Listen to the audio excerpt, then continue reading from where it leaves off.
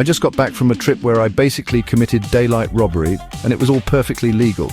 I'm talking about saving hundreds of dollars doing things that felt so wrong, but were 100% allowed.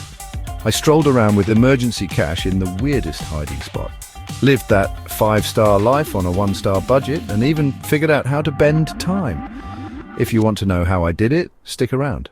Let's be real, planning a vacation is an emotional roller coaster. First, there's the pure joy of picking a place.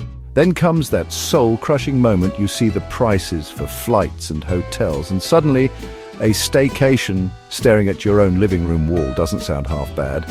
I've been there. I was this close to just handing over my entire wallet and accepting a future of instant noodles to pay for it all. But then a thought hit me.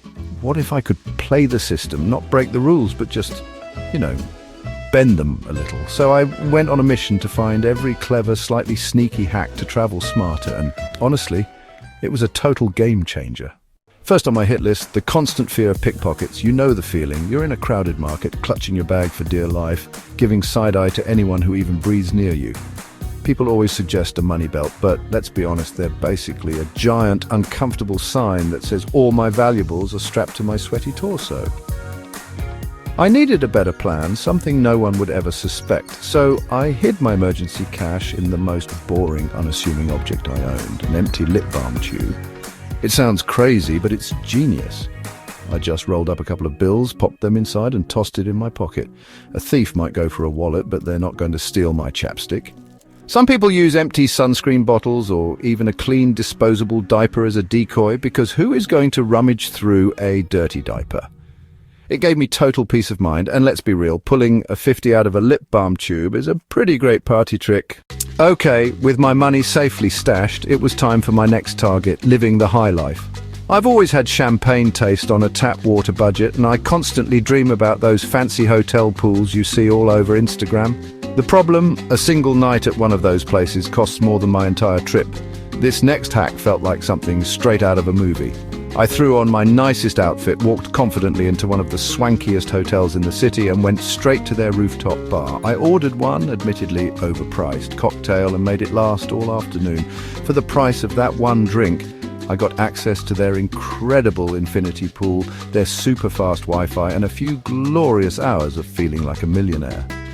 While some hotels are strict about amenity access, many high-end hotel bars are open to the public. As a paying customer, you can usually enjoy the atmosphere without anyone batting an eye. It's the perfect way to get a 5-star experience for the price of a fancy drink. But this was my masterpiece. The hack that saved me the most cash and felt the most like I was outsmarting the whole system.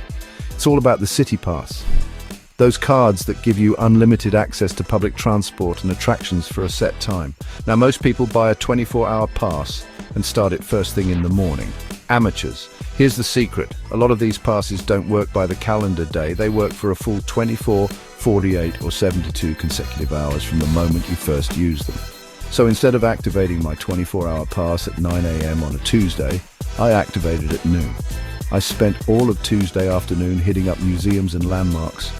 Then I got up on Wednesday and kept right on exploring until my pass expired at noon.